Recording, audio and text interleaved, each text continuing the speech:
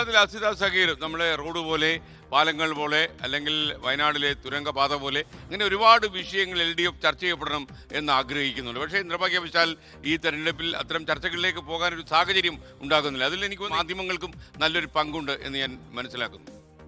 തീർച്ചയായും എസ്കൻ, ഞാൻ തുടക്കത്തിൽ പറഞ്ഞതുപോലെ ഈ തെരഞ്ഞെടുപ്പിൽ ചർച്ചയാകേണ്ടിയിരുന്നത് സർക്കാർ കഴിഞ്ഞ 5 വർഷം അല്ലെങ്കിൽ തുടർച്ച ചെയ്ത 10 വർഷം എന്ത് ചെയ്തു എന്നുള്ള ഏറ്റവും പ്രധാനപ്പെട്ട ഒരു ചോദ്യമായിരുന്നു. പ്രതിപക്ഷം ഉറപ്പായി മുന്നോട്ട് വെക്കുന്നതും ആ ചോദ്യമായിരുന്നു. പക്ഷേ ഈ തെരഞ്ഞെടുപ്പിൽ പ്രതിപക്ഷം അത് സംസാരിക്കാതിരിക്കാൻ തന്നെ കാരണം ആ കാര്യത്തിൽ സർക്കാരിന് A+ അവർ തന്നെ കൊടുത്തിട്ടുണ്ട് എന്നത് കൊണ്ട് തന്നെയാണ് എസ്കൻ. നമ്മൾ ഈ വികസനവും ക്ഷേമവും ഒക്കെ പറയുന്നുണ്ടല്ലോ, എല്ലാ മേഖലകളെയും സർവ്വതല സ്പർശിയായ വികസനം എന്നൊക്കെ വിശേഷിപ്പിക്കാവുന്ന നിലയിൽ കടന്നുപോയ 10 വർഷങ്ങൾ കൂടിയാണ് നമ്മുടെ മുന്നിലുള്ളത് എന്നുള്ളതാണ്. ഉപേക്ഷിക്കപ്പെട്ട പൂർത്തീകരിക്കാനാകില്ല എന്ന് വിശ്വസിച്ചിരുന്ന എത്രയോ പദ്ധതികൾ, ദേശീയപാത വികസനം അടക്കം, ഗെയിലടക്കം ഒരുപാട് പദ്ധതികൾ പൂർത്തീകരിക്കുന്നു.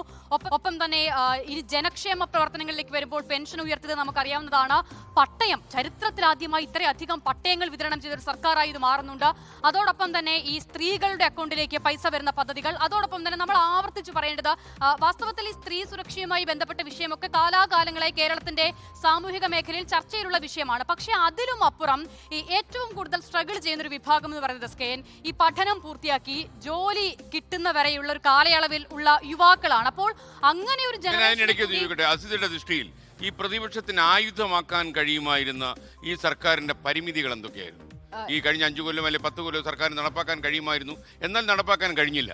ജനങ്ങളുടെ മുമ്പിൽ മറുപടി പറയേണ്ട എന്തെങ്കിലുമൊക്കെ കാര്യം സർക്കാർ ഉണ്ടാവുമല്ലോ പ്രവർത്തനങ്ങൾക്കിടയിൽ. അതെന്തായിരിക്കുമല്ലോ എസ്കെൻ പ്രതിപക്ഷം പോലും അത് ഉയർത്താത്തത്? അങ്ങനെ ഏതെങ്കിലും ഒരു പോയിന്റിലേക്ക് അവർക്ക് കൃത്യമായി ജനങ്ങളുടെ ശ്രദ്ധ ചർച്ച കൊണ്ടുവരാൻ കഴിയുന്നുണ്ടായിരുന്നെങ്കിൽ ഇതിനോടകം തന്നെ അത് ഉണ്ടാകേണ്ടതാണ്. പക്ഷേ തെരഞ്ഞെടുപ്പിന്റെ അവസാന സ്റ്റേജിലേക്ക് എത്തുമ്പോഴും അത് ഉണ്ടാകുന്നില്ല. അവിടെയാണ് ഞാൻ മുൻപ് പറഞ്ഞത്, സാധാരണ നിലയിൽ നമ്മൾ ശ്രദ്ധിക്കാതെ പോകുന്ന ജനവിഭാഗങ്ങളുണ്ടല്ലോ, അവരെ പോലും ചേർത്ത് നിർത്തിയുള്ള സമഗ്രവും സർവ്വതല സ്പർശിയുമായ വികസന ക്ഷേമ പ്രവർത്തനങ്ങളിലൂന്നി ഈ സർക്കാർ മുന്നോട്ട് പോകുന്നു എന്നുള്ളത് തന്നെയാണ് ഈ വികസനവുമായി ബന്ധപ്പെട്ട വിഷയത്തിലേക്ക് പ്രതിപക്ഷം ചർച്ചയെ പോലും കണ്ടുപോകാതിരിക്കാനുള്ള കാരണം.